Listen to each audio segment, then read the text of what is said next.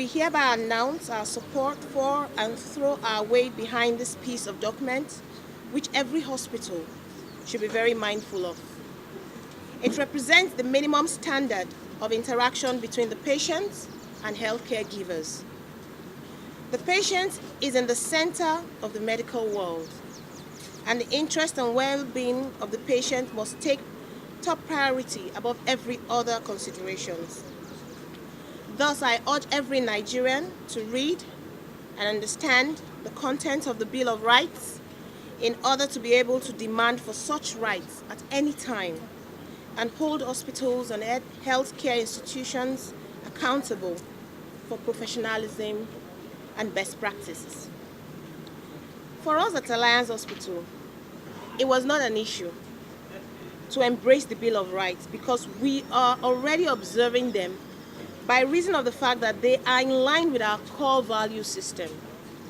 We encourage other hospitals, be it government or private, to look closely at the bill and comply with its provisions. It doesn't matter how great a hospital looks, how many beds and how well equipped it is, or how well trained the professionals are. In the absence of the appropriate treatment and compassion, in the absence of confidence in the system by patients, then there's still a big piece that is lacking. And that's what the Patient's Bill of Rights was conceptualized to address. And gratefully it is doing that. What you're seeing now are hospitals that have invited the CPC by themselves to domesticate it. And so beyond the campaign, what they are doing is they're taking this document and saying that this is becoming our own code. This is becoming our own internal standard of operation. And what they're doing, as you can see, they're displaying it in open places.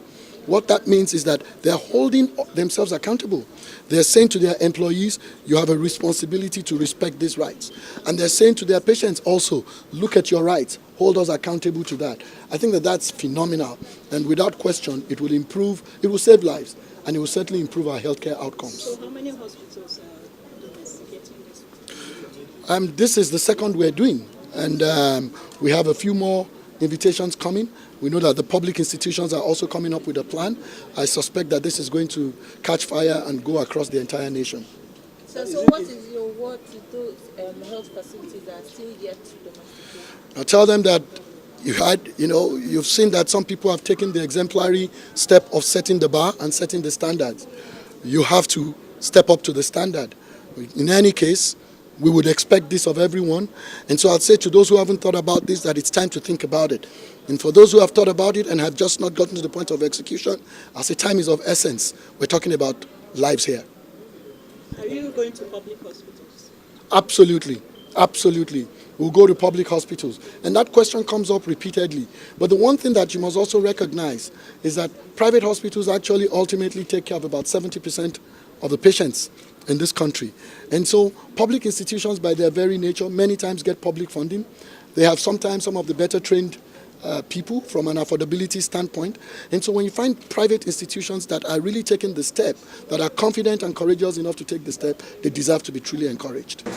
Glory of God and to the service of humanity, we launched the Patient's Bill of Rights as a domesticated and institutional document in Alliance. And I say congratulations for such a great initiative, and thank you for caring about people that much. Thank you.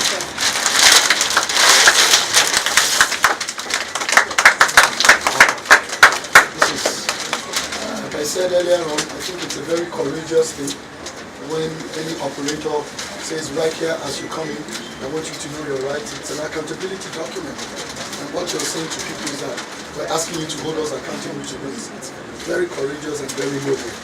Thank you.